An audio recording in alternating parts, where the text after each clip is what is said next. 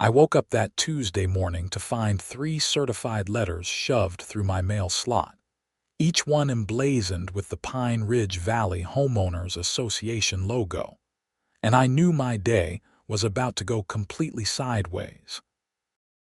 My name is Owen Jacobs, and I had been living peacefully in this Denver suburb for almost 6 years before the HOA changed management.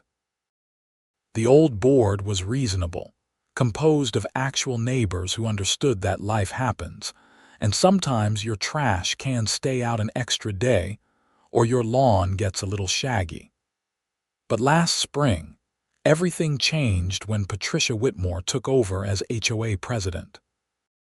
Patricia was the textbook definition of a Karen, complete with the asymmetrical blonde bob, designer athleisure, where that cost more than my monthly mortgage, and an iPhone permanently glued to her manicured hand ready to photograph any violation within a 3-block radius.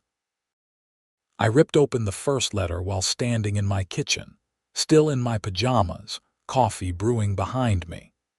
The letter informed me that I was in violation of Section 12.4b of the Community Guidelines for having a trash can visible from the street for more than 2 hours after collection. The fine was $200. The second letter cited me for having a garden gnome that exceeded the permitted decorative lawn ornament height by 3 inches, another $150 fine. The third letter made my blood pressure spike so fast I thought I might need medical attention. According to Patricia's flowing signature at the bottom, I was being assigned mandatory snow removal duty for all community walking paths, effective immediately. We had gotten slammed with back-to-back snowstorms that February, and the Denver metro area was buried under almost 4 feet of accumulated snow.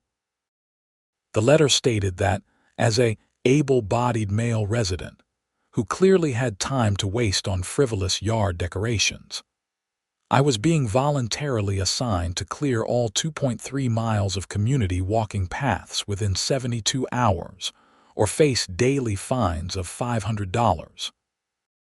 I stood there, reading and rereading that third letter, my coffee forgotten and growing cold.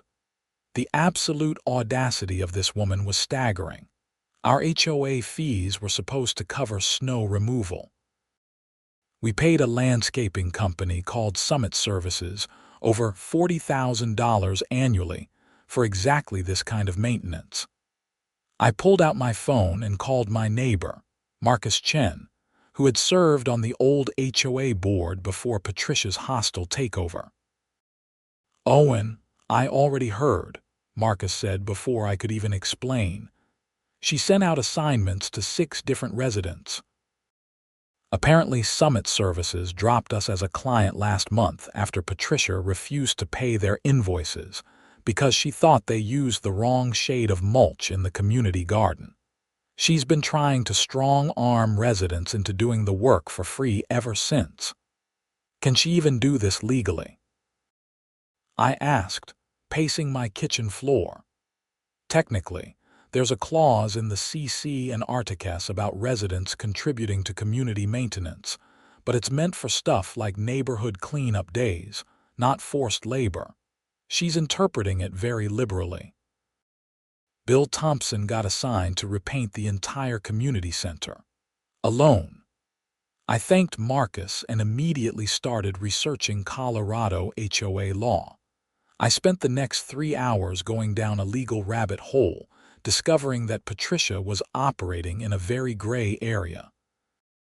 She could assign community service, but she couldn't force it, and the fines she was threatening were arguably excessive and punitive beyond what our governing documents allowed.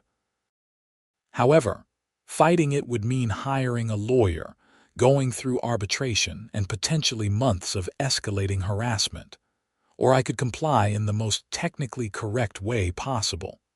I looked out my window at the mountains of snow everywhere. The community paths wound throughout Pine Ridge Valley, connecting all the residential streets to the main entrance gate where Patricia had her office in the small administrative building. The paths were buried, completely impassable. Nobody had used them in weeks because everyone was just walking in the plowed streets. A smile spread across my face as a beautiful, petty, absolutely perfect plan formed in my mind. I called my buddy Travis Morrison, who owned a small construction company. "How fast can you get me a snow plow attachment for my truck and maybe help me out for a day or two?" Travis laughed. "HOA trouble, the worst kind. I need to move a truly obscene amount of snow." "I'm in. I hate HOAs on principle. Let me make some calls." By that afternoon, Travis showed up with a plow attachment, a small Bobcat skid steer, and his younger brother Derek, who apparently had nothing better to do than help us with what Travis called the most justified malicious compliance he'd ever heard of. We spent the rest of the daylight hours strategizing and mapping out the most efficient route. The next morning, Wednesday, I started my assignment at sunrise. The letter said I had to clear the community paths, and by God, I was going to clear those paths. What the letter didn't specify was where I should put all that snow. I started at the far end of the community, the western edge where the paths began near the small neighborhood park. The snowplow made quick work of the accumulated powder and ice, and I carefully, methodically pushed every single ounce of it along the path system. The paths were exactly 12 feet wide, and I cleared them down to bare pavement. Not a single flake remained. I was following the letter of the law exactly. The paths wound through the entire community in a serpentine pattern, and I followed every curve, every turn, pushing my growing mountain of snow steadily forward. Travis followed behind with the Bobcat, helping pile and pack the snow tighter, making sure nothing spilled back onto my freshly cleared paths. Residents came out to watch, and word spread quickly about what I was doing. By Wednesday afternoon, I had cleared almost half the path system, and my snow pile was impressive. Easily 15 feet high in some places, a massive white wall that I was shepherding through the neighborhood like the world's coldest cattle drive. Kids thought it was hilarious. Parents were taking pictures. One elderly woman, Mrs. Dorothy Fitzgerald, brought us thermoses of hot chocolate and told me it was the most entertainment she'd had all year. "That Whitmore woman tried to fine me for having an icicle hanging from my gutter," she said, shaking her head. An icicle. That formed naturally, from winter weather. In Colorado. Thursday morning, Patricia finally noticed what I was doing. I was working on the eastern section of paths when her white Mercedes SUV pulled up beside me, window rolling down to reveal her furious, pinched face. "What exactly do you think you're doing?" she demanded. I stopped the truck and leaned out my window. "Clearing the community paths, just like you ordered, Patricia. I've got about 8 more hours of work and I'll be completely done. Every single inch of pathway will be crystal clear." "Where are you putting all the snow?" Her voice had that shrill quality that suggested she already knew the answer and was absolutely livid about it. "Well, the letter didn't specify where to relocate the snow, so I'm just pushing it along as I clear. Very efficient, really. Saves multiple trips." Her knuckles were white on her steering wheel. "You're pushing it all toward the main entrance, aren't you? The paths naturally flow that way," I said innocently. "I'm just following the designated pathway system that the community designed. You know, the one we all approved in 2019. The paths all converge at the main entrance. It's really quite elegant from an urban planning perspective. You will not pile snow at the community entrance," she said, her voice dangerously low. "I'm ordering you to stop immediately and dispose of the snow properly." I pulled out my copy of her letter, which I'd been keeping in my coat pocket. It says here I have to clear the paths within 72 hours or face $500 daily fines. It doesn't say anything about snow disposal. I'm happy to stop, but I'll need you to put in writing that you're canceling this assignment and waiving any associated fines. Her jaw clenched so tight I thought her teeth might crack. This isn't over, she hissed and sped off, her SUV fishtailing slightly on the icy residential street. Travis had watched the whole exchange from the Bobcat. "She seems nice," he called out sarcastically. "Oh, she's delightful," I replied. "Come on, let's finish this masterpiece." By Thursday evening, as the sun was setting and painting the snow orange and pink, I cleared the final section of pathway. The entire 2.3 miles was completely bare, perfect black asphalt cutting through the winter landscape. And converging right at the main entrance gate, blocking both vehicle lanes completely, was a mountain of snow that would have made alpine skiers jealous. It was at least 20 feet high at its peak, maybe 40 feet wide, and stretched back a good 30 yards. It completely blocked vehicle access to Pine Ridge Valley. The pedestrian gate was still accessible, a small mercy I'd left because I wasn't a complete monster, but any car trying to enter or exit the community would have to find another route. Unfortunately for everyone, Pine Ridge Valley only had one entrance. My truck was the last vehicle to squeeze through before I pushed the final loads into place. I parked on the inside of the community, walked back to admire my handiwork, and took several photos. Travis and Derek stood beside me, and we all shared a moment of silent appreciation for what we'd accomplished. "This is probably the most beautiful thing I've ever seen," Derek said reverently. "It really is," I agreed. My phone started ringing almost immediately. Patricia's name flashed on the screen. I declined the call. She called again. I declined again. Then the texts started coming in, each one more unhinged than the last, threatening legal action, police involvement, and something about having me arrested for domestic terrorism, which seemed like quite a stretch. Marcus called. "Owen, buddy, I can see the snow pile from my house. It's magnificent. Also, Patricia is losing her mind in the community Facebook group. You need to see this." I pulled up the Pine Ridge Valley Community Facebook group on my phone, and sure enough, Patricia had posted a long, rambling screed about my deliberate sabotage and malicious destruction of community property. The comments section was pure gold. About 70% of residents thought it was hilarious and were congratulating me. 20% were angry they couldn't drive in or out. The remaining 10% were just confused about what was happening. Someone had already created a meme using a photo of my snow mountain with the caption, "Winter is coming for the HOA." It had 47 likes in 12 minutes. Friday morning, I woke up to find a notice taped to my front door. Patricia had called an emergency HOA meeting for that evening at 6 p.m. in the community center to address the snow removal crisis.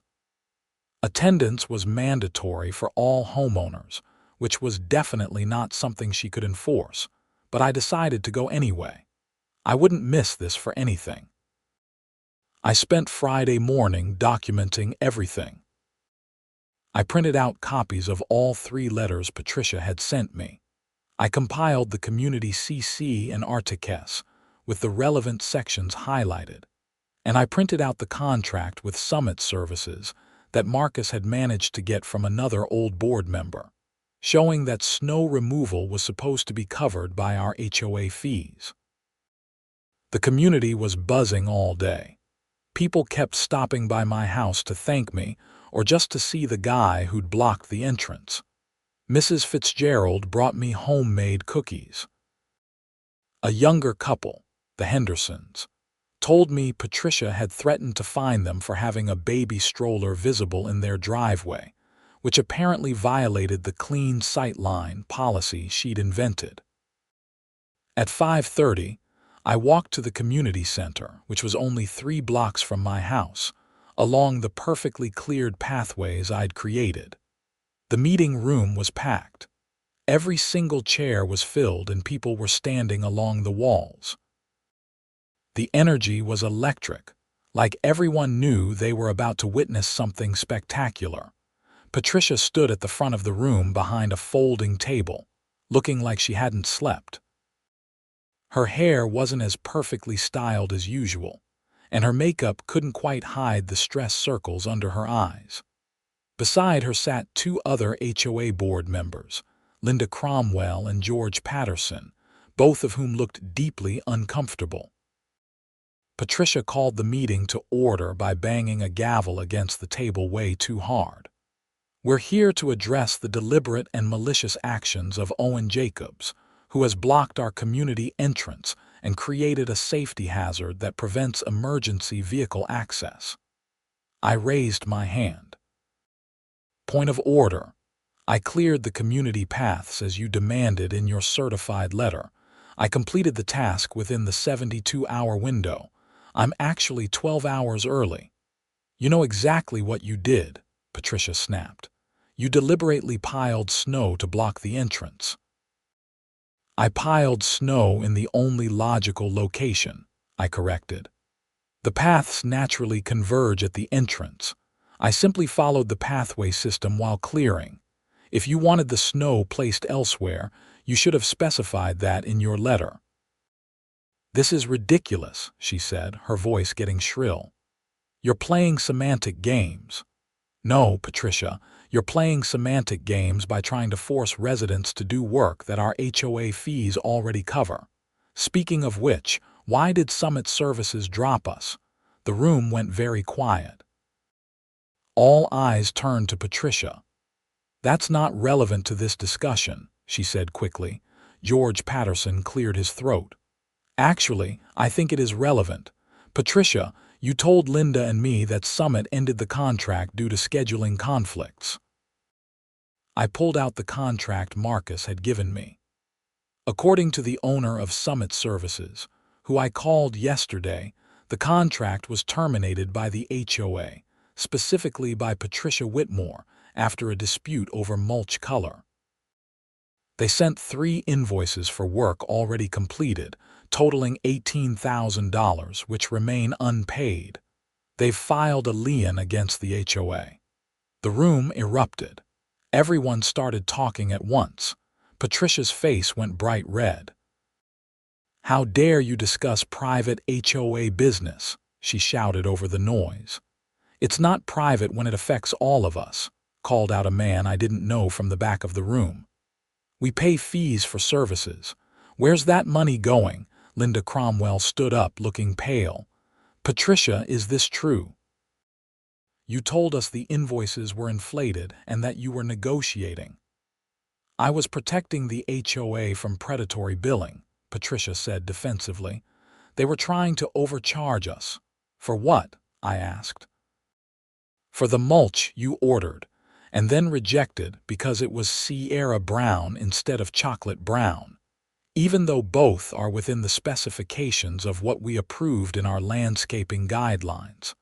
I had done my homework.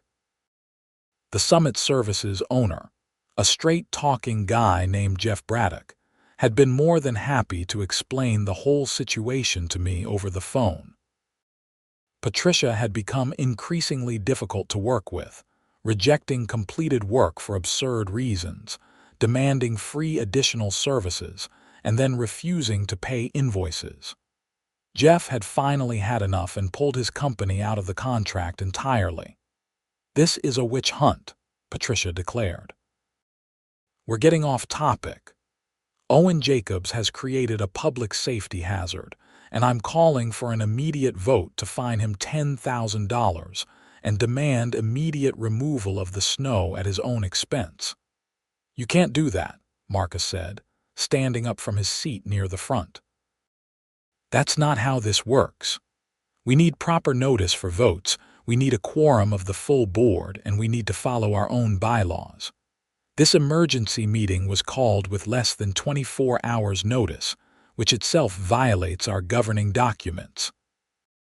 I'm the president of this HOA, Patricia said, her voice getting dangerous again. I have the authority to act in emergency situations. But you created the emergency, called out Mrs. Fitzgerald. You assigned Owen to clear the paths. He cleared them. You just don't like how he cleared them. She also assigned 5 other people to impossible tasks, added a man I recognized as Bill Thompson, the guy who'd been told to repaint the entire community center alone. I'm 63 years old with arthritis. I can't paint a 10,000 square foot building by myself. The meeting devolved into chaos. People were sharing stories of unreasonable fines, arbitrary rule enforcement, and Patricia's increasingly erratic behavior. One woman said she'd been fined for having the wrong shade of white paint on her front door. Another said Patricia had tried to fine him for parking his own car in his own driveway because it was commercial looking. Even though it was just a regular Toyota Camry, George Patterson finally stood up and held his hands up for quiet. Okay, everyone, please. Let's take a breath here. Patricia, I think we need to have a board meeting, just the board, to discuss all of this properly. This has gotten out of hand. The only thing out of hand is Owen's behavior, Patricia insisted. Actually, I think the bigger issue is that you've been operating without proper oversight, Linda said quietly. She looked at George. I haven't seen financial reports in 3 months. Have you? George shook his head slowly. No, Patricia said she was streamlining the reporting process. I want to see the HOA bank statements, I said loudly. As a homeowner, I have the right to review HOA financial records. Colorado law is very clear about this. Patricia's face went from red to white. Those records are confidential. No, they're not, Marcus said. Homeowners have a right to inspect HOA books and records. It's literally state law under the Colorado Common Interest Ownership Act. I'll need to consult with our attorney, Patricia said, gathering her papers hastily. We don't have an attorney, George said, looking confused. We've been using prepaid legal service for basic questions. Patricia, what's going on? But Patricia was already heading for the door. This meeting is adjourned. We'll reconvene when everyone is acting rationally. You can't just adjourn, Linda called after her, but Patricia was gone, the door slamming behind her. The room buzzed with confused and angry conversation. George and Linda looked shell-shocked. Marcus caught my eye and nodded toward the door. We slipped out along with a few other concerned residents, including Mrs. Fitzgerald and Bill Thompson. Something is really wrong here, Marcus said once we were in the hallway. The financial stuff, the unpaid invoices, her refusing to show records. This is more than just a power trip. We need to force a special election, Mrs. Fitzgerald said. Get her off the board and bring in someone reasonable. That takes time, Bill said.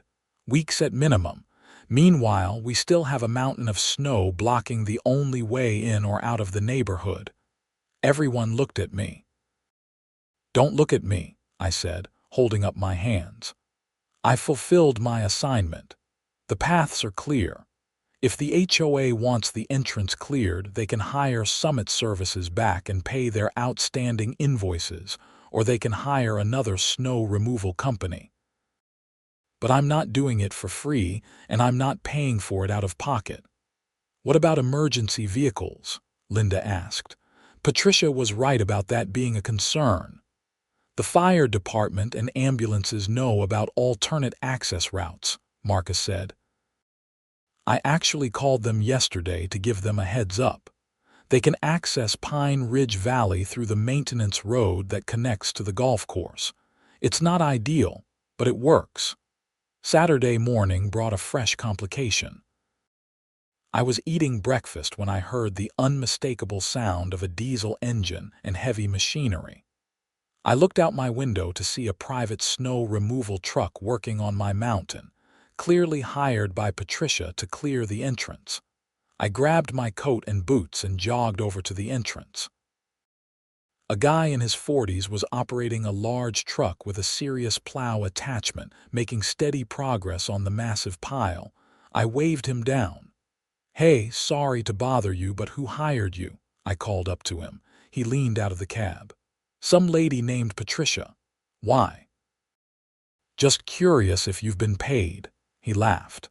"Hell no. She said the HOA would cut a check on completion. I got her to sign a contract, though, so I'm not too worried."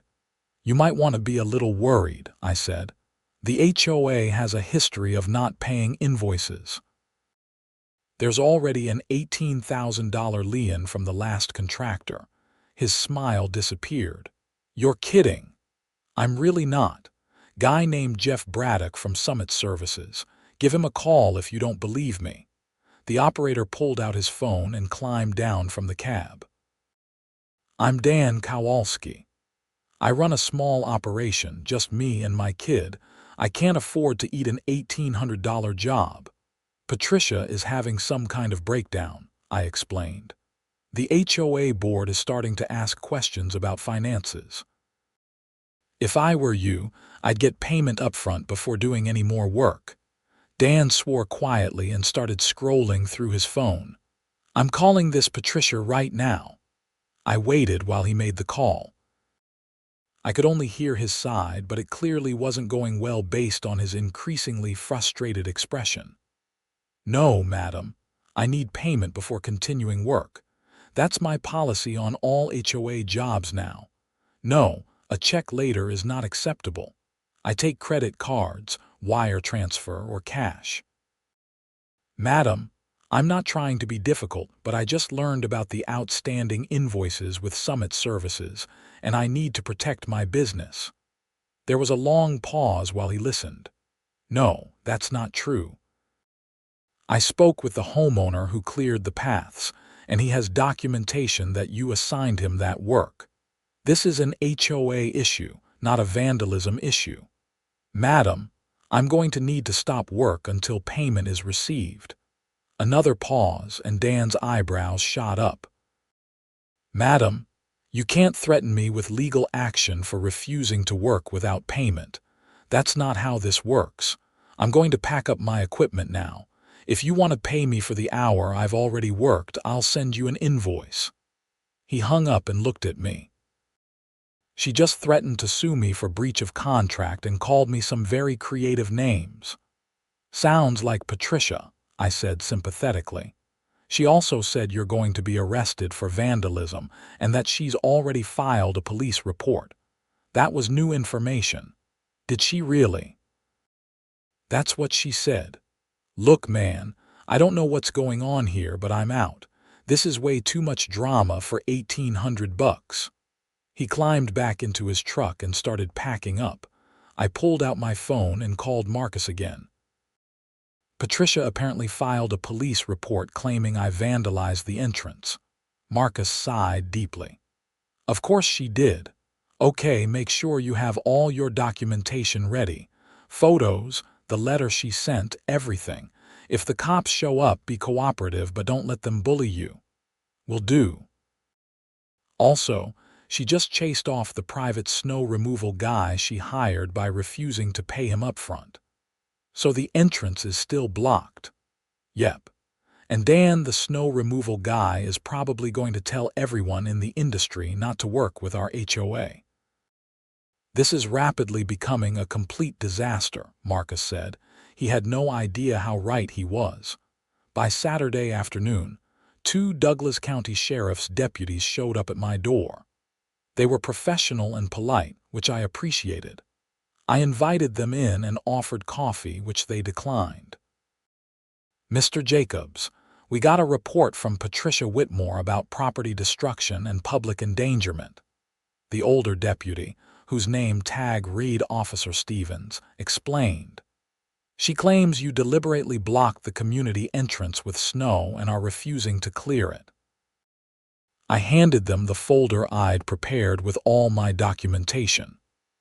I cleared the community walking paths as assigned by the HOA president in a certified letter with the threat of significant fines if I didn't comply. Here's the letter, photos of my work in progress and photos of the completed cleared pathways. I was not given specifications about where to place the removed snow. The deputies looked through everything carefully. The younger one, Officer Martinez, actually cracked a smile. This is the most detailed documentation I've ever seen for a neighbor dispute. I work in project management, I explained. Documentation is kind of my thing. Officer Stevens handed the folder back to me. Mr. Jacobs, this is a civil HOA matter. You were assigned work, you completed it. There's no crime here. The entrance being blocked is an unfortunate consequence, but it's not vandalism or property destruction. So I'm not being arrested for domestic terrorism, I asked, only half joking. Officer Martinez actually laughed. No, sir. Though I have to ask, why did you pile it all at the entrance? The paths all lead there, I said simply. It was the most efficient route. I'm not a professional snow removal company.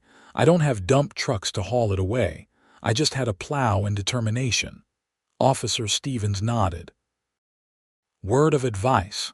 This Patricia woman seems pretty wound up. You might want to keep documenting everything and maybe consult with a lawyer about HOA harassment. We see a lot of these disputes and they can get ugly. It's already ugly, I said, but thank you. I appreciate you being reasonable about this. After the deputies left, I called my cousin Rachel Jennings, who happened to be a real estate attorney in Colorado Springs. I explained the whole situation, and she listened without interrupting. Owen, this HOA is a mess, she said when I finished. The forced labor assignments, the unpaid invoices, the refusal to provide financial records, all of it points to serious mismanagement at minimum. At worst, there could be embezzlement or fraud happening. That's what I'm worried about, I admitted. How do we find out? You need to make a formal written request for financial records under Colorado Statute 3833.3317. The HOA has to provide them within 30 days. If they refuse, you can take legal action. I'd also recommend getting a group of homeowners together to call for a special meeting and a vote to remove the board or at least Patricia. Can you help with that? I can send you a template for the records request and the special meeting petition. You'll need signatures from 20% of homeowners to force a special meeting. Given what you've told me, that shouldn't be hard to get. Rachel sent over the documents within an hour, and I immediately printed copies. Marcus helped me create a game plan. We'd canvass the neighborhood, get signatures, and force this issue. If Patricia was going to make our lives miserable, we'd shine a very bright light on everything she'd been doing. Sunday morning, I organized a meeting at my house. 15 concerned homeowners showed up, including Marcus, Mrs.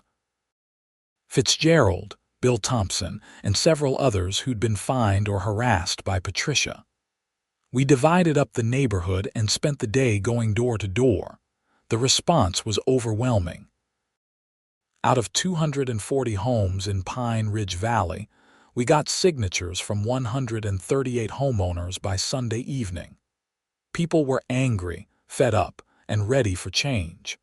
Everyone had a Patricia story. The couple on Maple Drive who'd been fined $1,000 for having a garden shed that was 4 inches too tall. The family on Oak Street who'd been threatened with a lien for having a trampoline in their backyard, which Patricia claimed was a liability issue even though our insurance covered it.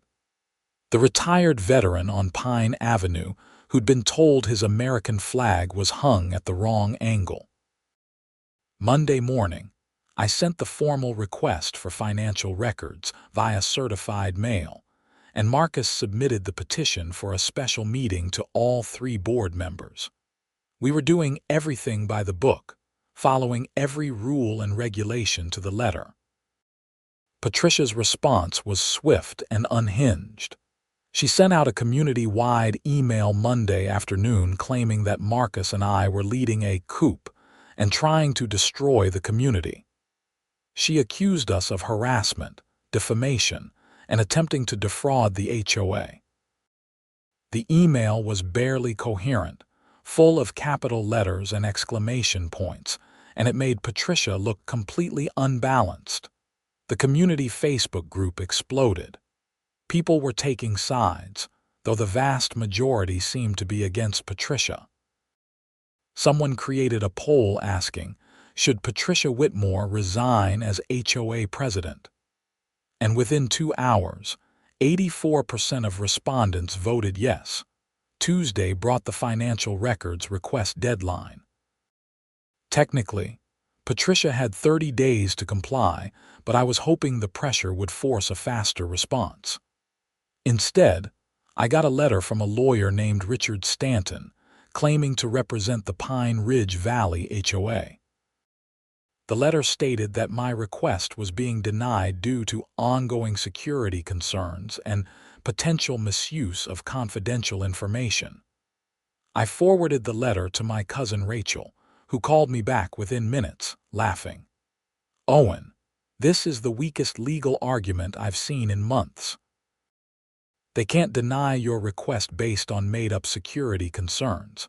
I'm going to draft a response, and if they don't comply within 1 week, we'll file an injunction. Also, did you catch that this attorney is from a firm in Boulder? HOAs usually use local attorneys. I'm going to look into this Richard Stanton." Wednesday morning, George Patterson showed up at my door. He looked exhausted and deeply troubled. "Owen, can I come in? I need to talk to you privately." I let him in and made coffee. George sat at my kitchen table and put his head in his hands. "I think Patricia has been stealing from the HOA," he said quietly. "Linda and I have been going through old records, stuff we had access to from before Patricia locked us out of the financial accounts. The numbers don't add up. We're missing almost $120,000. I sat down heavily. 120,000, maybe more. Patricia changed banks last year, said she was getting us a better interest rate. She moved all the HOA funds to a new account and made herself the sole signatory. Linda and I didn't think much of it at the time because Patricia had been handling the finances and everything seemed fine. But now, looking back at deposits and comparing them to what should be there based on HOA fees collected, there's a massive gap. Have you talked to Linda about this? She's the one who figured it out. She used to be an accountant before she retired. Owen, we need to call the police. This isn't just HOA drama anymore. This is embezzlement." I called my cousin Rachel back and explained the situation. She was all business. "You need to contact the Douglas County Sheriff's Office and file a report for embezzlement and fraud. George and Linda need to be prepared to provide all the documentation they have. The HOA should also freeze all bank accounts immediately if possible, though that might be tricky if Patricia is the sole signatory. What about the HOA's lawyer, this Richard Stanton guy? Oh, that's interesting. I looked him up. Richard Stanton was disbarred in Colorado 2 years ago for misappropriation of client funds. He's not a lawyer anymore. If Patricia hired him claiming he was representing the HOA legally, that's another problem. This was spiraling way beyond anything I'd anticipated when I'd piled snow at the entrance. What started as petty HOA revenge had uncovered what looked like serious criminal activity. George went home to coordinate with Linda, and they went to the sheriff's office that afternoon to file a formal report. I spent the day fielding phone calls and messages from neighbors who'd heard rumors about missing money. The community was in an uproar. Thursday morning, 2 detectives showed up in the neighborhood. Detective Sarah Park and Detective James Coleman from the Douglas County Sheriff's Office Financial Crimes Unit. They spent hours talking to George and Linda, and then they came to talk to me. "Mr. Jacobs, we understand you've been having disputes with the HOA president," Detective Park said as we sat in my living room. I explained everything, starting with the initial fine letters and the snow removal assignment, all the way through discovering the unpaid invoices and finally George's revelation about missing funds. "Has Patricia Whitmore done anything else unusual lately?" Detective Coleman asked. "Any sudden purchases, travel, lifestyle changes?" "I don't know her personally," I admitted, "but Marcus Chen might know more. He lives 2 streets over and pays more attention to neighborhood gossip than I do." They talked to Marcus, and apparently Patricia had bought a new Mercedes SUV in January, had taken several expensive vacations in the past year, and had been posting on social media about renovating her house with high-end finishes. All of which would be fine if she had money from other sources. But according to the detective's investigation, Patricia's husband had lost his job 8 months ago, and they had no other obvious income sources. Friday afternoon, I was working from home when I saw police cars pull up to Patricia's house 3 streets over. Within an hour, the neighborhood was buzzing with the news. Patricia Whitmore had been arrested for embezzlement, fraud, and impersonating a lawyer by hiring a disbarred attorney and claiming he represented the HOA legally. The amount she'd stolen was staggering. Final tally was $147,000 over 18 months. She'd been systematically draining HOA accounts, creating fake invoices for services never rendered, and paying herself consulting fees for work she never did. The unpaid summit services invoices were just the tip of the iceberg. She'd stopped paying most vendors, and then threatened homeowners with fines to try to collect enough money to cover her tracks. Saturday, the local news picked up the story. HOA president arrested for embezzlement made the evening broadcast, complete with footage of Patricia being walked out of her house in handcuffs. They interviewed several homeowners, including Mrs. Fitzgerald, who gave a scathing assessment of Patricia's reign of terror. The reporter also mentioned the snow pile incident, which they called the prank that exposed a criminal enterprise. I was mortified to see my snow mountain featured prominently in the background of several shots. Marcus found it hilarious. "You're famous, man. You're the guy who caught a criminal with strategic snow placement." "I just wanted to clear the paths and be petty about it," I said. "I didn't mean to uncover fraud." "Sometimes being petty leads to justice," Marcus said philosophically. "It's beautiful, really." The HOA held an emergency meeting the following Tuesday, with George and Linda now functioning as interim leadership. They'd managed to recover access to the HOA accounts and discovered that Patricia had actually opened a secondary account where she'd been funneling money. Between what was left in the legitimate accounts and what could be recovered, the HOA wasn't in as bad shape as feared, though we'd need to do a special assessment to rebuild reserves and pay off the outstanding debts to vendors like Summit Services. The meeting was packed again, but this time the energy was different. People were angry, but they were also hopeful. We could fix this. We could get back to being a normal neighborhood with a reasonable HOA that maintained common areas and didn't threaten people with domestic terrorism charges for clearing snow. "First order of business," George said, standing at the front of the room. "We need to address the entrance." Owen Jacobs cleared the walking paths as assigned, but we still have a significant snow pile blocking vehicle access. I've contacted 3 snow removal companies for quotes, All of them can start work immediately once we approve payment. I move that we hire Summit Services, Mrs. Fitzgerald said. They're local, they did good work before Patricia went crazy, and we owe them money anyway. Let's make it right. The motion passed unanimously. Second order of business, George continued. We need to elect a new board. Linda and I are willing to serve until the next regular election, but we need a third member to replace Patricia. Marcus was nominated and elected within 5 minutes.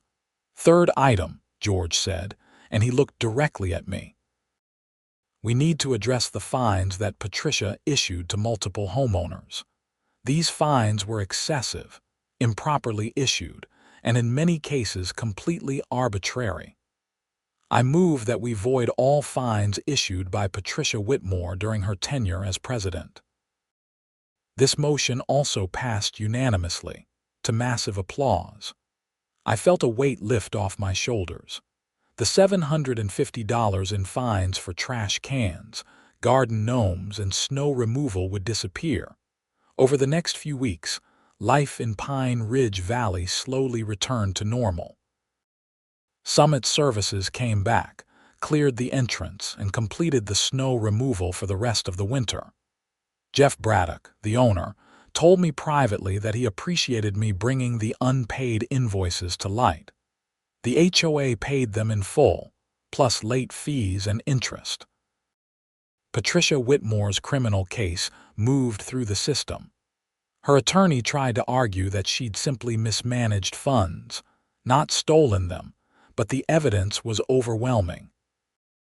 She'd created elaborate fake paper trails, forged signatures, and even filed false police reports to cover her tracks and intimidate people who questioned her. In March, she pleaded guilty to multiple felonies and was sentenced to 4 years in prison and ordered to pay full restitution. Her husband divorced her before the sentencing. Apparently, he'd had no idea what she was doing and was horrified to discover that their renovated kitchen and his wife's shopping sprees had been funded by stolen HOA money. The neighborhood actually came together in the aftermath. We held a proper community cleanup day in April, with volunteers clearing winter debris, touching up paint on the community center that Bill Thompson definitely didn't have to do alone, and planting flowers in the common areas. It felt like a fresh start. Mrs. Fitzgerald organized a block party in May to celebrate what she called our liberation from tyranny. Someone made a cake decorated with a snow mountain, which I had to admit was pretty funny. Kids played in the street, adults shared food and drinks, and there was a genuine sense of community that had been missing during Patricia's reign. The new HOA board, with George, Linda, and Marcus at the helm, implemented new policies to prevent future abuse. All financial transactions required 2 signatures. Monthly financial reports would be posted to the community website. Board meetings would be open to all homeowners. And most importantly, any fine over $100 required a vote by the full board, not just a unilateral decision by the president. Travis and Derek, my buddies who'd helped with the Great Snow Pile project, became minor celebrities in the neighborhood. Travis actually got several landscaping jobs from Pine Ridge Valley residents, who appreciated his willingness to help me with what he still called the most justified act of malicious compliance in Colorado history. I got my trash can fine dismissed, my garden gnome reinstated to its proper place of honor in my front yard, despite being 3 inches too tall, and I never had to clear snow from community paths again. The HOA hired back Summit Services on a proper contract, and Jeff Braddock made sure someone else dealt with our neighborhood. One afternoon in June, I was sitting on my front porch, drinking lemonade and watching the neighborhood kids ride bikes, when Marcus walked over. "I've been thinking," he said, settling into the chair next to me. That whole snow pile thing really was genius. It was petty and spiteful, I corrected. Sure, but it also exposed a criminal. If you hadn't pushed back, if you just paid the fines and kept quiet like everyone else had been doing, Patricia might have stolen another $100,000 before anyone caught on. I'd thought about that a lot. I just got lucky, or unlucky, depending on how you look at it. I wasn't trying to be a hero. The best heroes never are, Marcus said. You were just a guy who got mad about unreasonable HOA fines and decided to follow the rules in the most inconvenient way possible. Sometimes that's all it takes. Deep thoughts from Marcus Chen, I said, raising my lemonade glass in a mock toast. I contain multitudes, he replied, grinning. The summer passed peacefully. The HOA operated smoothly under reasonable leadership. Lawns were mowed, common areas were maintained, and nobody got fined for having their trash cans visible for 2 hours and 1 minute, instead of 2 hours exactly. In August, my cousin Rachel called to tell me that Patricia's restitution payments had started coming through. The court had seized her assets, including the Mercedes and most of the renovation materials in her house, and the HOA would be fully repaid within a year. You know, you could have just hired a lawyer from the start and fought the fines, Rachel said. Would have been easier than moving several tons of snow. But way less satisfying, I pointed out. Fair enough. How's the gnome doing? I looked out at my front yard, where my slightly too tall garden gnome stood proudly among the flowers. He's living his best life. Life settled into a comfortable rhythm.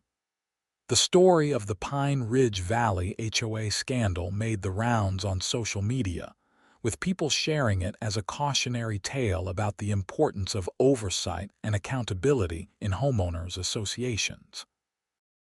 I got messages from strangers thanking me for standing up to HOA tyranny and asking for advice on their own HOA disputes. I always gave the same advice.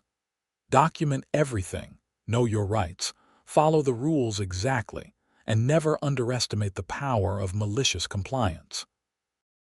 By the time winter rolled around again, almost a year after the snow pile incident, Pine Ridge Valley was a completely different place. We had a functional HOA that actually served the community instead of terrorizing it. The budget was healthy, vendors were paid on time, and the only drama was the occasional dispute about Halloween decoration timing. On the anniversary of the day I'd completed my snow pile masterpiece, Marcus organized a small gathering at my house with the core group who'd been involved in bringing Patricia down. Mrs. Fitzgerald, Bill Thompson, George, Linda, Travis, Derek, and a few others came over for drinks and stories. To Owen, Mrs. Fitzgerald said, raising her wine glass, who taught us that sometimes the best way to fight stupid rules is to follow them exactly. To strategic snow placement, Bill added. To documentation and knowing your rights, George said. To community, Linda added quietly. We all drank to that. Later, after everyone had left and I was cleaning up, I stood on my porch and looked out at the neighborhood. Snow was starting to fall, light flakes drifting down in the streetlights. The pathways were already scheduled for clearing by summit services. The entrance would remain accessible all winter. Everything was as it should be. My phone buzzed with a text from Marcus. Just checked the weather. They're calling for 8 inches tonight. Think we should preemptively pile it at someone's house just for old time's sake. I laughed and texted back. Don't tempt me. But the truth was, I didn't need to anymore. We'd won. The neighborhood was ours again, run by reasonable people who understood that an HOA should facilitate community living, not make it miserable. Patricia was in prison, paying for her crimes, and we'd all learned valuable lessons about the importance of accountability and transparency. Sometimes justice comes from unexpected places. Sometimes it comes from a guy who gets mad about trash, confines, and decides to clear snow in the most technically correct but inconvenient way possible. Sometimes it comes from neighbors who decide they've had enough and band together to demand change. And sometimes it comes from a 20-foot tall pile of snow that blocks an entrance and forces everyone to finally pay attention to what's been happening right in front of them all along. The snow continued to fall, peaceful and quiet, blanketing Pine Ridge Valley in white. But this time, I knew that come morning, professionals would handle the clearing. I could just enjoy the beauty of it without worrying about arbitrary fines, impossible assignments, or HOA presidents on power trips. I went inside, locked the door, and looked at the 3 framed letters on my wall. I'd kept them as a reminder. Patricia's original letters demanding I clear the paths and threatening fines. Some people might think it was petty to display them like trophies. I thought of it as a reminder that standing up to unreasonable authority, even in small ways, matters. My garden gnome, 3 inches too tall and proud of it, stood guard outside. The trash cans were in the garage, visible to absolutely no one. And somewhere in the community files, there was documentation of the day Owen Jacobs cleared 2.3 miles of walking paths with such meticulous, perfect, beautiful compliance that it brought down a criminal enterprise. Not bad for a guy who just wanted to keep his garden gnome and not pay $750 in stupid fines. The next morning, I woke to a winter wonderland. True to the forecast, we'd gotten 8 inches of fresh snow overnight. Summit Services trucks were already working through the neighborhood, efficiently clearing streets and pathways. I made coffee and watched them work from my warm kitchen. My phone rang. It was Detective Park from the sheriff's office. "Mr. Jacobs, I wanted to let you know that Patricia Whitmore's case has been fully closed. All restitution has been arranged, and I wanted to personally thank you for your role in bringing this to our attention." "I really just wanted to make a point about snow removal," I said. Detective Park laughed. "Well, your point uncovered one of the larger HOA embezzlement cases we've seen in the county. We've actually used your case as a training example for our new fraud investigators. Sometimes the smallest complaints lead to the biggest discoveries." After we hung up, I sat with my coffee and reflected on the past year. A single act of petty revenge had cascaded into something much larger. Patricia was in prison. The HOA was reformed. The neighborhood was stronger. And I had the best HOA story at every party I attended for the rest of my life. The doorbell rang. I opened it to find a delivery person with a large package. "Owen Jacobs." "That's me. Sign here, please." I signed and took the surprisingly heavy box inside. The return address was from the Pine Ridge Valley HOA. Curious, I opened it carefully. Inside was a plaque, beautifully engraved, that read, "Presented to Owen Jacobs in recognition of his dedicated service to the Pine Ridge Valley community. Your commitment to following community guidelines with precision and integrity led to meaningful positive change. Thank you for your service." There was a note attached from George, Linda, and Marcus. "We figured you deserved official recognition. Also, we voted to name the walking path system the Jacobs Community Trail. You cleared it, you earned it." I started laughing and couldn't stop. They'd named the paths after me. The paths that I'd cleared so meticulously while simultaneously creating the world's most inconvenient snow pile. It was perfect.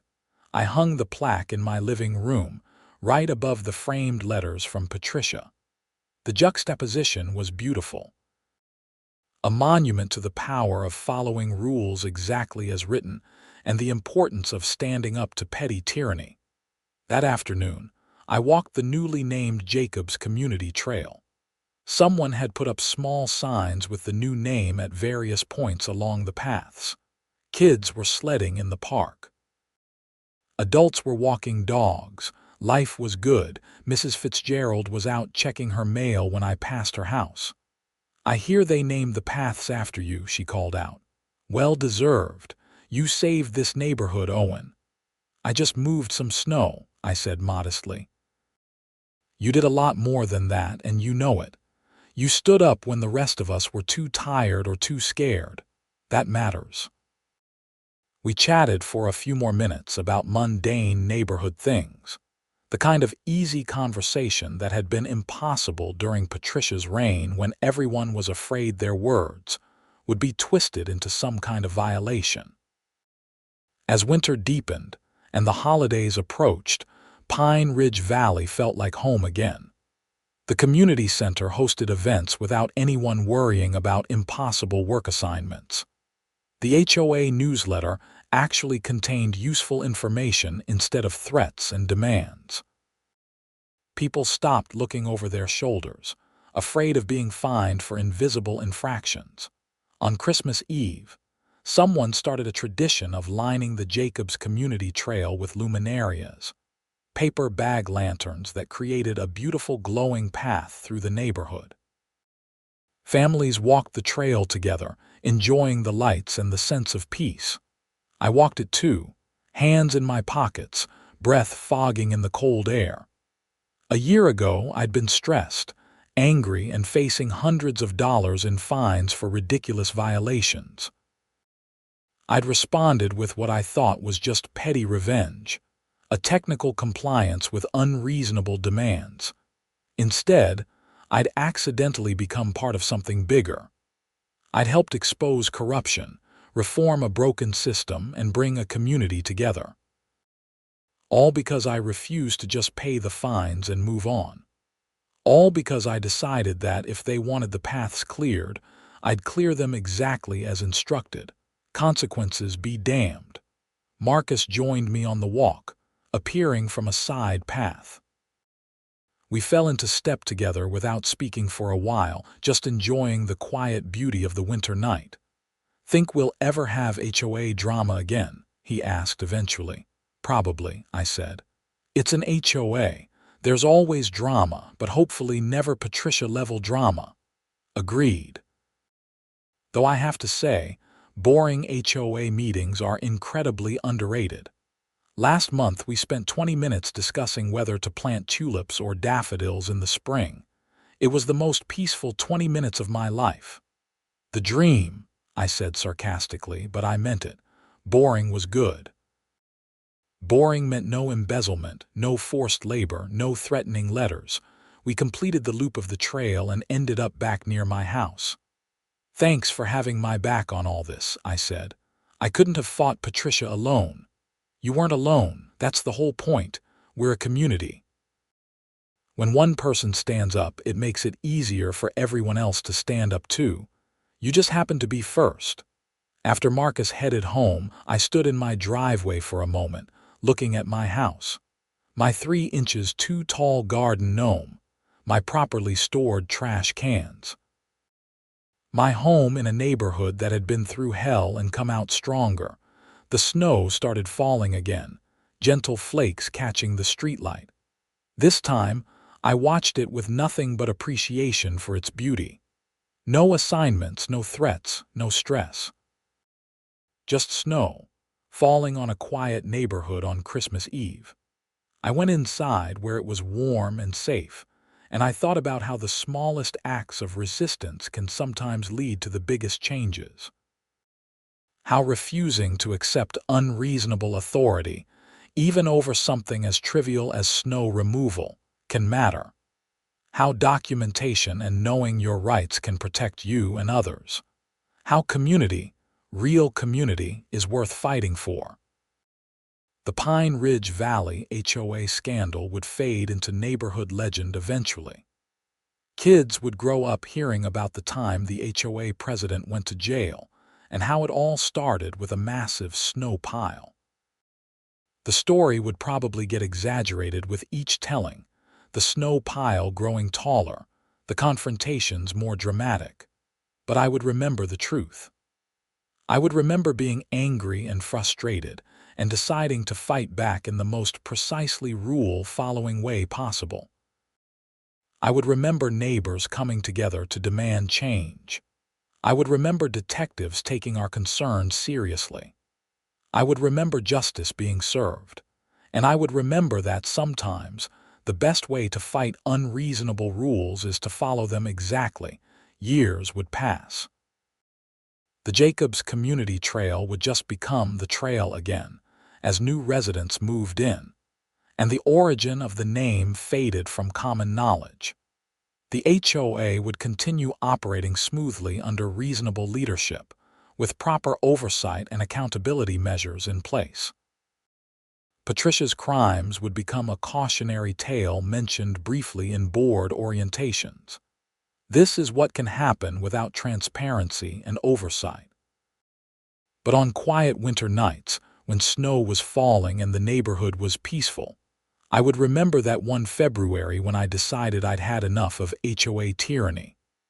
When I took a snowplow and a sense of righteous petness and accidentally uncovered a criminal enterprise. I would remember, and I would smile, and I would look at my two tall garden gnomes standing proudly in the yard, and I would think, sometimes, standing up for something as small as a garden gnome leads to something much bigger. Sometimes resistance starts with snow. And sometimes, justice comes from the most unexpected places, delivered by ordinary people who simply refuse to accept that unreasonable authority is inevitable or unchangeable. The snow continued to fall on Pine Ridge Valley, on the Jacobs Community Trail, on a neighborhood that had learned that community is worth protecting, and that standing together against tyranny, even HOA tyranny, makes everything better. I settled into my favorite chair with a book, my home warm and secure, my neighborhood peaceful and just, and I thought about how lucky I was. Not because I'd become some kind of accidental hero, but because I lived in a place where people cared enough to fight for what was right. And because I'd managed to pile 20 feet of snow in exactly the right place at exactly the right time. Sometimes, that's all it takes.